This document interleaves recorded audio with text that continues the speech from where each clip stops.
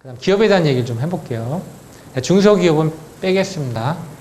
경제적으로 열악한 데는 빼고 크게 기업을 분류하면 대기업, 외국계 기업, 뭐 중견기업 이렇게 분류를 하겠습니다. 보면 일단 급여는 외국계가 제일 많이 줍니다. 그다음에 저거는 그 중견기업은 아무래도 그 사업 규모라든가 여러 가지 면에서 중간 정도라 보고요. 네, 그다음에 업무 강도는 외국계가 제일 높고요. 대기업이나 중견기업도 떨어지지는 않습니다. 그다음에 업무 시간 보면 외국계에는 제가 중이라고 썼어요. 그 이유는 외국계는 자기 일이 끝나면 가면 되는 거고요. 자기 일을 못할 경우에는 토요일날, 일요일날도 자기 성과를 다 내야 됩니다. 대기업은 내가 잘하든 못하든 간에 초반에 분위기가 있고 쫄병이니까 초반에는 위에 분이 있는데 퇴근 못하죠. 같이 남아 있어야죠. 그래서 업무 시간은 초반에 좀 긴 편입니다. 그렇다고 중견기업이라고 노는 데 아니니까 중상이고요. 그 다음에 권한과 책임, 외국계 꽤 높고요.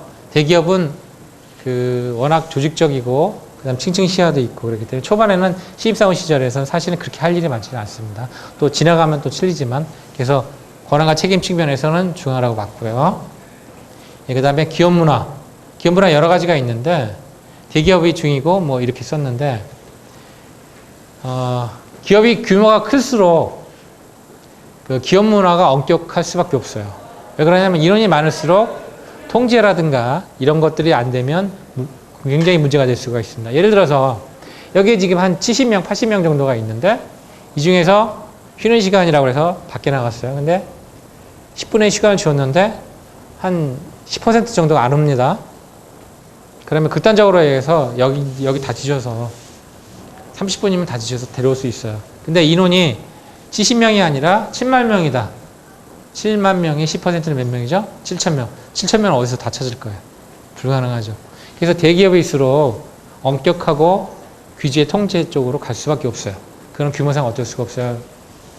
근데 중소기업이다. 근데 한 100명이다. 그러면 같은 식구죠. 진짜로. 회식도 한꺼번에 할 수 있고 다 알고 있죠. 근데 100명에서 서로 대면 한다. 그럼 같이 일 못해요. 그렇잖아요. 그렇기 때문에 기업 문화 자체가 가족적이고 더 좋을 수밖에 없을 거예요. 그게 이제 이런 부분이거든요. 그래서 제가 여러분들한테 드리고 싶은 얘기는 대기업은 다 좋은 거다. 중견기업은 떨어지는 거다. 그 다음에 중견기업은 뭐 이런 쪽이 빨간색으로 표시해서 저거 좋은 거네? 아니면 말하는 사람이 샘표 인사팀장이니까 중견기업이 좋다. 이런 얘기가 절대로 아니라는 거죠. 중요한 거는 여러분들이 생각하는 가치관이 어떤 부분이 중요한가 따라서 최소한 자기가 노력하려고 해야죠. 예를 들면 대기업 같은 경우는 경쟁이 굉장히 치열합니다. 그 다음에 워낙 스펙들이 좋은 사람이 들어갔고 그 다음에 근무 강도도 굉장히 셉니다. 그리고 거기서 살아남기도 굉장히 힘들어요. 자, 그런 경쟁적인 그런 환경을 누구는 경쟁적이라고 그러고 굉장히 공정하다고 보고 실력을 발휘할 수 있는 환경이라고 느끼는 사람이 있는가 보면 어떤 사람은 굉장히 비인간적이다. 너무 힘들다. 그 다음에 나는 사람답게 살고 싶다. 이렇게 생각하는 사람이 있어요. 그건 틀리는 거거든요. 그런 관점에서 봤을 때 그런 어떤 경쟁적인 환경 이런 것들 이겨낼 수 있고 그런 것들을 즐길 수 있고 자신 있다 그러면 대기업 가는 거고요. 그런 것보다는 어떤 가족적인 분위기 그 다음에 좀 폭넓게 경험할 수 있는 거 그 다음에 회사의 발전 가능성 이런 것들을 훨씬 중요한 가치로 본다면 여기 들어가는 게 맞는 거고요. 그러니까 자기 자신의 가치관에 따라서 내가 좋아하는 거에 따라서 선택하는 거죠. 이런 얘기가 똑같습니다. 누구는 장동건 스타일 좋아하고요. 누구는 강동원 스타일 좋아하고 누구는 또 누구 스타일 좋아하고 사람마다 다 틀리잖아요. 그죠? 그래서 그 기준은 내가 좋아하는 스타일을 선택하려고 노력을 해야 되는 것처럼 그런 관점에서 보셔야 돼요. 첫 번째 나 자신을 파악을 하고 그래서 기업의 특성에 따라서 자기가 원하는 걸 가야지. 한 설문조사에 의하면 대기업하고 중소기업으로 구분한다면 대기업이 장점은 복리후생 연봉 단점은 학벌주의가 심하다, 내부 경쟁이 심하다 이런 것들이 굉장히 안 좋다.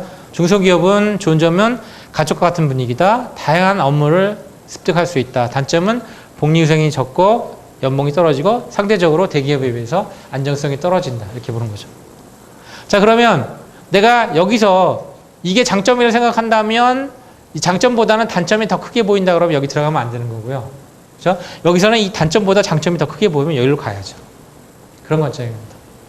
그래서 획일적으로 뭐 여기는 되고 안 되고 그런 개념이 아니라 내 관점과 가치관에서 한번 판단해야 될 필요가 있다는 거죠.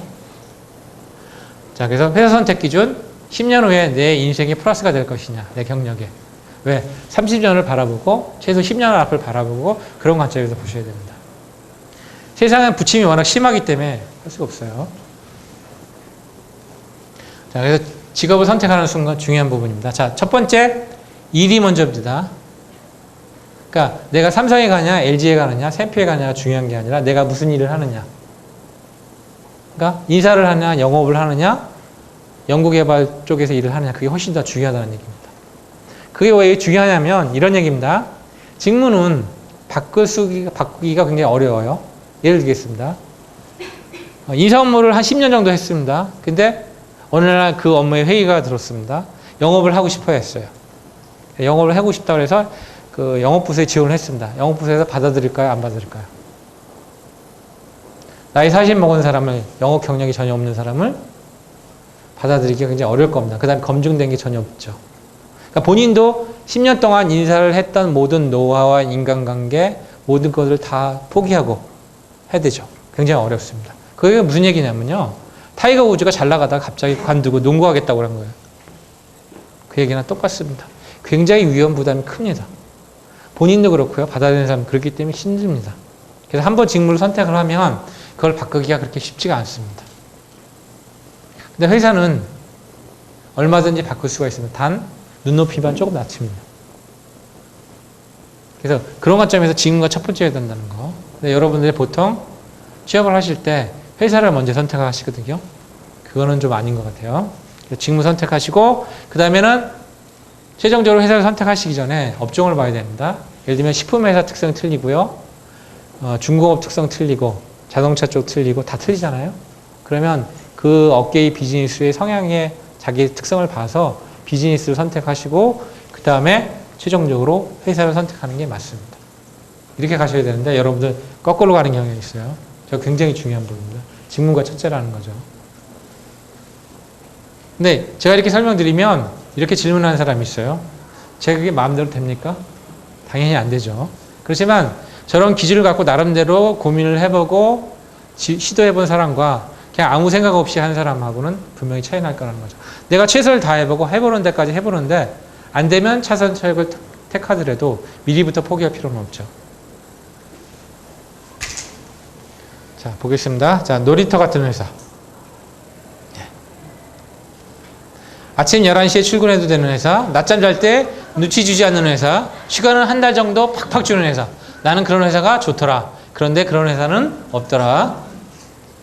예, 보너스 팍팍 주는 회사, 야근하면 혼나는 회사, 회식한 다음날은 휴가 주는 회사. 나는 그런 회사가 좋더라. 그런데 그런 회사는 없더라. 예, 그런 회사는 절대로 없습니다. 자, 우리나라의 기업을 규모로 한번 보겠습니다. 자, 보통 대기업 구분할 때 1000명 이상. 인원수로 얘기를 하면요. 대기업에 종사하는 사람은 약 우리나라의 6%밖에 안 됩니다. 그 다음에 중견기업이라고 아까 말씀드린 것도 7%밖에 안 되고요. 즉, 약 87%가 종업원수 300명 미만에서 근무를 합니다. 그러니까 열에 우리나라 직장 생활하는 사람 중에서 10명 중에서 9명 정도는 중소기업에 다닌다는 얘기입니다. 대기업도 아니고 30대 그룹사도 아니고 300명 이상 다니는 데가 인원수가 13%밖에 안 된다는 얘기입니다. 근데 모든 사람들이 지금 다 대기업에 들어가려고 애를 쓰고 있죠. 물론 대기업 좋은데 이게 현실적인 부분들을 좀 봐야 된다는 거죠. 그래서 아까 중견기업에 대한 부분들 말씀드렸고요. 중견기업부터 여러분들이 연봉 기준으로 보면 3천만 원 이상 주는 중견기업도 꽤 많이 있습니다. 보여드릴게요. 71개 회사 보셨죠? 자, 그건 얼마든지 볼 수 있고요. 나중에 설명드릴게요. 자, 그래서 제가 솔직히 말씀드리면 대기업 되면 대기업 가시면 되는 거고요. 그다음에 대기업이 안 될 때 차선에 대한 부분들도 고려를 해야 되잖아요. 근데 보통 보면 대기업 중심으로 열심히 씁니다. 그러고 나서 계속 떨어지죠. 서류 전형에서 떨어지고 면접에서 떨어지고 막판에 급하니까 막 아무데나 막 집어넣어요. 근데 그렇게 준비 안 된 상태에서 어떤 중견기업에 가더라도 떨어질 수밖에 없어요. 그래서 대기업과 차선책으로 중견기업에 대한 부분들을 생각을 하시고 미리 같이 준비를 하셔야 돼요.